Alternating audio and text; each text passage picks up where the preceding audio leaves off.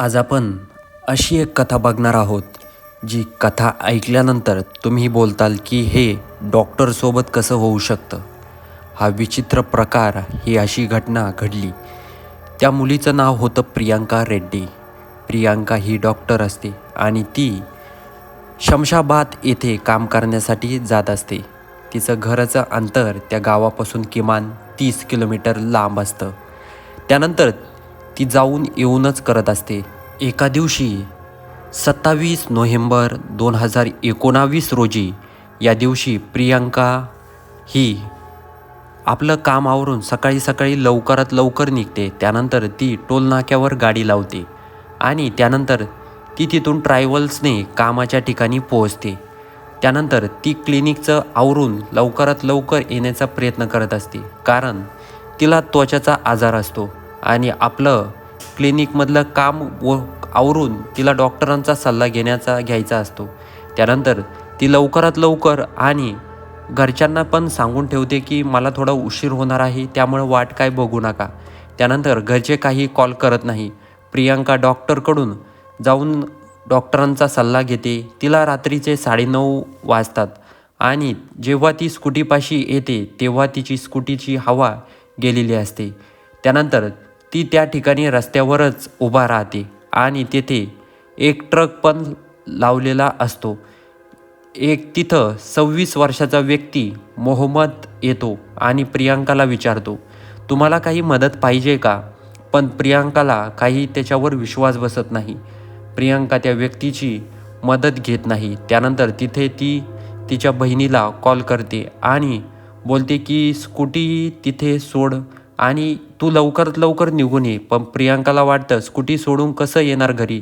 त्यानंतर तिथे ती एक जुळा शिवा नावाचा व्यक्ती असतो आणि तो प्रियांकाचा मदत करण्यासाठी तो विचारतो. त्यानंतर प्रियांकाला पण काही ऑप्शन नसतं, त्यामुळं ती होकार देते. त्यानंतर शिवा स्कूटी घेऊन तो गॅरेजमध्ये जातो, पण त्या ठिकाणी गॅरेज बंद असतं. त्यानंतर जोरू शिवा म्हणतो की ट्रकमध्ये स्कूटी टाका, पुढे आपण नीट करून घेऊया.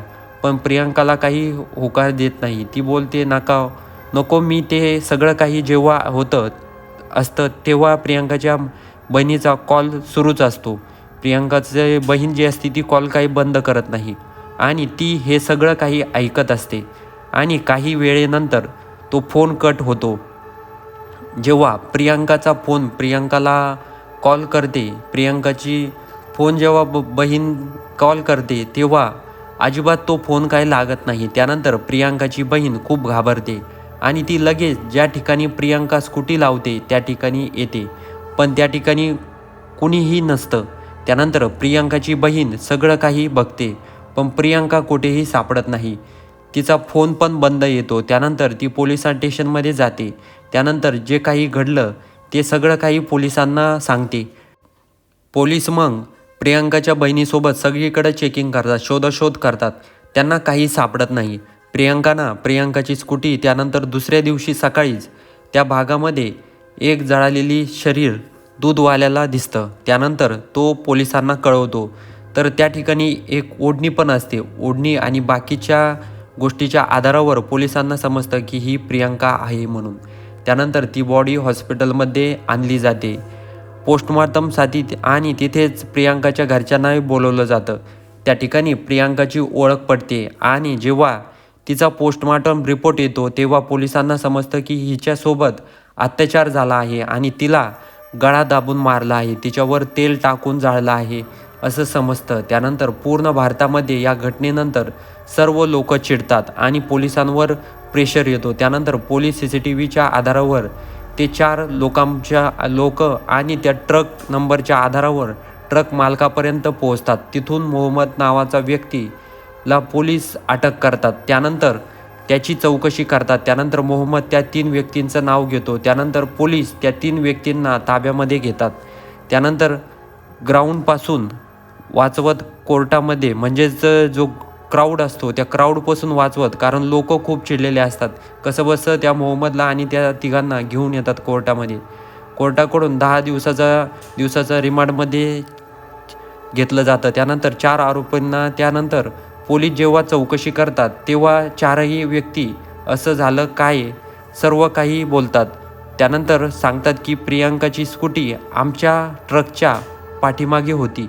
जेव्हा ती गाडीतून बसून गेली तेव्हा आम्ही तिची वाट बघत होतो आणि तिची स्कूटीची हवा पण आम्हीच सोडली. त्यानंतर आम्ही तिची मदत करण्याचा प्रयत्न केला. त्यानंतर आम्ही खूप दारू पिलो आणि त्यानंतर आम्ही तिथंच प्रियांकाची वाट बघत बसलो आणि जेव्हा आम्हाला चान्स मिळाला आम्ही चौघांनीही तिच्यासोबत चुकीचं कृत्य केलं आणि त्यानंतर तिच्या तोंडामध्ये बोळा कोंबला आणि तिचा गळा दाबून तिला मारलं.